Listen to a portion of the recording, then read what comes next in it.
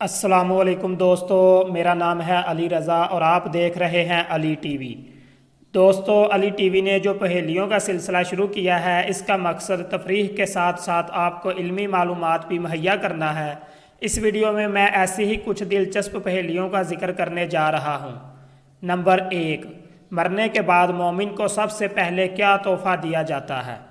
दोस्तों, हर नफ्स ने मौत का जायका चखना है। मरने के बाद हर मुसलमान का जनाजा पढ़ा जाता है। नमाज जनाजा फ़र्ज़ कफ़ाया है, यानी अगर बस्ती में से चंद अफराद ही नमाज जनाजा पढ़ लें तो वह सब की तरफ से काफ़ी होगा। लेकिन अगर बस्ती में से कोई भी नमाज जनाजा ना पढ़े तो सभी गुनाहगार होंगे। नवादरुल असूल में हदीस पाक है, नबी करीम सल्लल्लाहु अलैहि वसल्लम ने फरमाया, मोमिन को सबसे पहले तोहफ़ा ये दिया जाता है कि उसकी नमाज जनाजा पढ़ने वालों की मग़फ़िरत कर दी जाती है। नंबर 2, क्या एडवांस ज़कात दी जा सकती है? दोस्तों, ज़कात अरकान इस्लाम का अहम रुकन है जो हर साहिब निसाब मुसलमान पर साल में एक मरतबा कुल निसाब का 2.5% फ़र्ज़ है। साल पूरा होने से पहले ज़कात दी जा सकती है, जैसा कि फतावा अहले सुन्नत में है, लेकिन इसकी 3 शराइत हैं। नंबर 1, ज़कात अदा करते वक़्त उस माल पर साल शुरू हो चुका हो। नंबर 2, जिस निसाब की ज़कात अदा की वह निसाब साल के आखिर तक कामिल तौर पर पाया जाए। नंबर 3, ज़कात अदा करने और साल पूरा होने के दरमियान वो माल हलाक ना हो।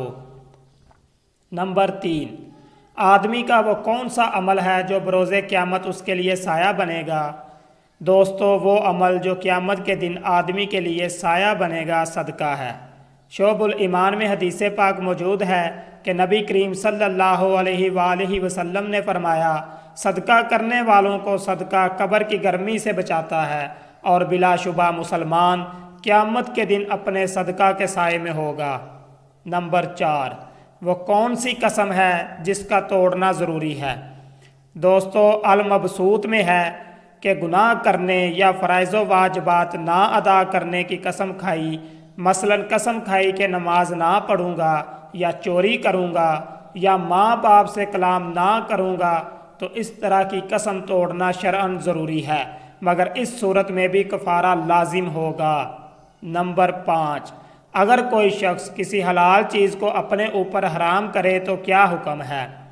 दोस्तों, फतावा हिंदिया में है कि जो शख्स किसी चीज़ को अपने ऊपर हराम करे, मसलन कहे कि फ़लाँ चीज़ मुझ पर हराम है, तो इस कह देने से वो शरअन हराम नहीं होगी, क्योंकि अल्लाह ने जिस चीज़ को हलाल किया उसे कौन हराम कर सकेगा, मगर इसके बरतने से यानी इस्तेमाल करने से कुफारा लाजिम आएगा। नंबर 6, वो कौन सा शख्स है जो करोड़ों रुपए का मालिक है लेकिन उस पर ज़कात फ़र्ज़ नहीं है?